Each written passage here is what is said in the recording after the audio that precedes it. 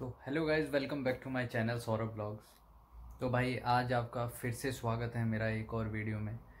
तो भाई जैसे कि मेरे को कमेंट आया था रिगार्डिंग जॉब्स के यूके में, तो मैं उसके ऊपर एक प्रॉपर वीडियो ही बना देता हूँ, क्योंकि मैंने पहले भी बहुत सारे वीडियोस बनाए हैं जॉब रिलेटेड जो यूके से रिलेटेड है। तो अगर आपने नहीं देखे हैं तो प्लीज़ मेरे पुराने वीडियोस भी देख लीजिए, उसमें मैंने पूरा बताया है कि आपको जॉब किस तरह मिल सकती है। तो भाई अगर मैं शुरू से स्टार्ट करूं तो जॉब की क्या स्पेसिफिकेशन है, किस फील्ड में आपको जल्दी जॉब मिल सकती है, तो वो फील्ड में आपको बता देता हूं। देखो, हॉस्पिटैलिटी में सेकंड नंबर पे सबसे ज़्यादा जॉब है और नर्सिस की बहुत डिमांड है यूके में, क्योंकि जब अभी कोरोना फैला था कुछ टाइम पहले तो यहाँ पर बहुत ज़्यादा शॉर्टेज होगी नर्सिस की, तो कोई भी काम नहीं करना चाहता हॉस्पिटल्स में। सो नर्सिस की बहुत ज़्यादा डिमांड है। इवन छोटी जो पोस्ट होती है, जैसे मतलब जो लोग एक्सरे एंड ऑल करते हैं, उनकी भी बहुत डिमांड है यहाँ पे।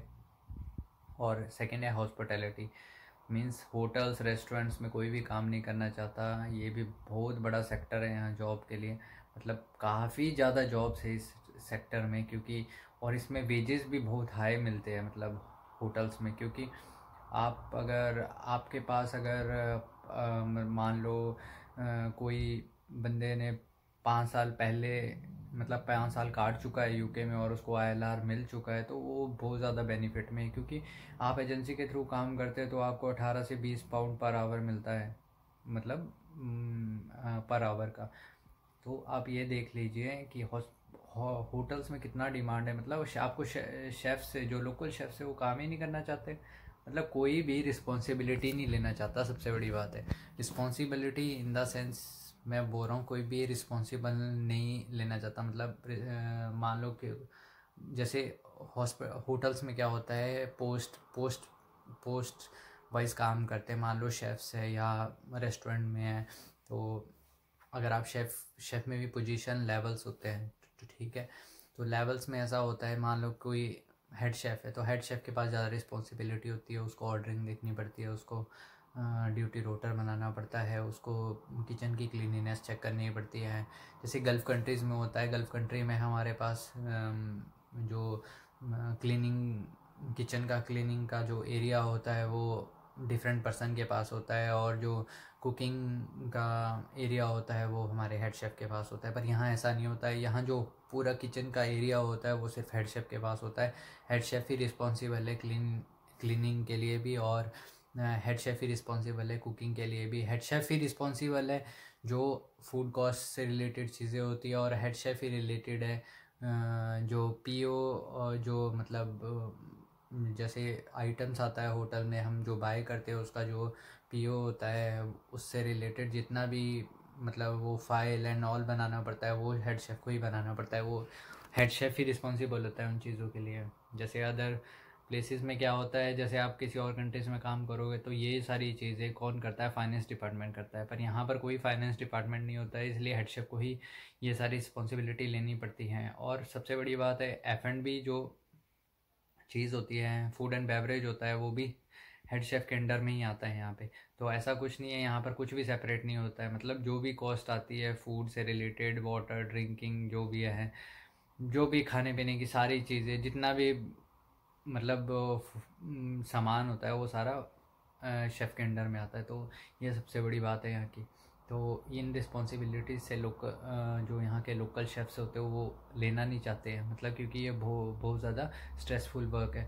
तो इसलिए ये क्या करते हैं, शेफ़ को बाहर से हायर करते हैं। पर ये भी बहुत मुश्किल प्रोसीजर है, ये आसान प्रोसीजर नहीं, क्योंकि इसमें ना बहुत कॉस्ट आता है कंपनी को। अराउंड अगर आपको 3 साल का वीज़ा मिल रहा है तो कंपनी को 3,000 पाउंड तो ऐसे ही खर्च करना पड़ता है जो सर्टिफिकेट का होता है। फिर NHS की फ़ीस हो गई जो कि 2-1 लाख रुपए इंडियन रुपीज़ हो गया, ठीक है, 3 साल का।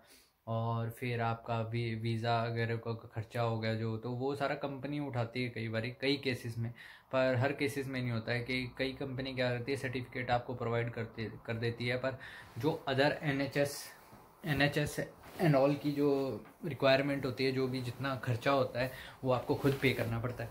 तो भाई, तो ये तो थी हॉस्पिटैलिटी की जो मैंने आपको इन्फॉर्मेशन बताई अभी, इसी साथ में मैं आपको अदर जो फील्ड होती है उसके बारे में बताता हूँ। जैसे नर्सिस की फील्ड है, हॉस्पिटल की। तो ये जो फील्ड है, यहाँ पर जॉब्स आपको इजीली किसी एजेंट या कंसल्टेंसी के थ्रू मिल जाती है, वो भी फ्री ऑफ कॉस्ट। मतलब वो फ्री ऑफ कॉस्ट हायरिंग करते हैं, कोई खर्चा नहीं होता है। और जितनी भी नर्सिस हायर होती है यूके में, उनकी कोई भी NHS फीस नहीं लगती है, क्योंकि ये फ्री ऑफ कॉस्ट है। उनका खर्चा 3 साल का, मे बी वीज़ा का फीस भी उनको वापस मिलता है। उनको हर चीज़ वापस मिलता है। जितना भी मतलब मेडिकल सेक्टर में हायरिंग होती है, उनको सारा खर्चा वापस मिलता है। इवन आप IELTS भी कर रहे हो भाई, तो उसका खर्चा भी आपको रिटर्न मिलता है। सबसे बड़ी बात है। तो भाई सबसे ज़्यादा बेनिफिट होता है मेडिकल सेक्टर वालों को। हम लोगों को तो पूरा पैसा पे करना पड़ता है, जो भी अदर सेक्टर में आते हैं। तो कई कई लोग, जैसे मेरे नोन में कुछ एक मेरे फ्रेंड आए हैं, तो वो लोग, उन लोगों को क्या हुआ, उन लोगों ने जितना भी कई लोगों का ऐसा खर्चा हुआ कि मतलब कंपनी ने ही उनको स्पॉन्सर किया, कंपनी ने ही उनकी NHS फीस दी है, मतलब तो वो लकी थे।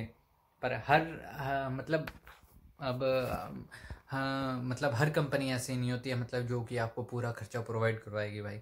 ये कई मतलब 100 में से 5 या 6 कंपनीज होगी जो ऐसा करती है। क्योंकि क्या होता है, एट द एंड कंपनी को घाटा होता है। क्यों होता है? क्योंकि जब बंदा इधर आता है तो बंदा परेशान हो जाता है स्टार्टिंग में, मतलब क्योंकि यहाँ के वर्क कल्चर को लेकर और यहाँ के एटमोसफेयर को लेकर बंदा ना परेशान हो जाता है, और उसको ना वापस जाने का मन करता है। तो बंदा अगर वापस जाता है छोड़ के, तो कंपनी को क्या होता है, लॉस हो जाता है भाई।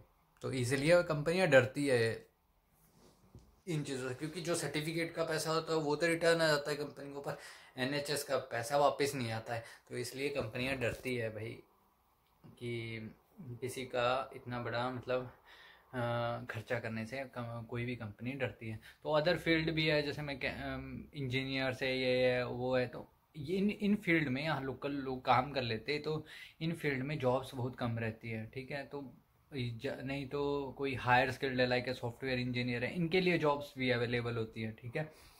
तो इन जो बड़ी बड़ी फील्ड में, मतलब सॉफ्टवेयर इंजीनियर हो, मैकेनिकल इंजीनियर हो गया, आर्किटेक्चर हो, इन फील्ड में भी काफ़ी जॉब्स है। पर इन फील्ड में जो जॉब्स होती है ना, वो रहती है ज़्यादा मतलब गवर्नमेंट रिलेटेड जॉब्स, और मतलब प्राइवेट सेक्टर में भी है बहुत सारी जॉब्स है, पर इतनी नहीं रहती है। पर जो हॉस्पिटैलिटी और रेस्टोरेंट की जॉब है, ये टॉप नंबर पे मेरी, जो मैं मानता हूँ। क्योंकि यहाँ पर इन चीज़ों की डिमांड, जो इन चीज़ों की रिक्वायरमेंट है, वो एजेंसी से पूरी की जाती है। तो आप खुद सोच लो कि यहाँ पर कितनी डिमांड है इन जॉब्स की। और ख़ुद सोच लो, जो स्टूडेंट्स लोग यहाँ काम करने आते हैं, वो भी पार्ट टाइम कई बारी मतलब इन फील्ड्स में काम करते हैं, होटल्स और रेस्टोरेंट्स में। तो वही, ये थी आज का वीडियो। और अगर किसी को और इन्फॉर्मेशन चाहिए तो प्लीज़ कमेंट कीजिए।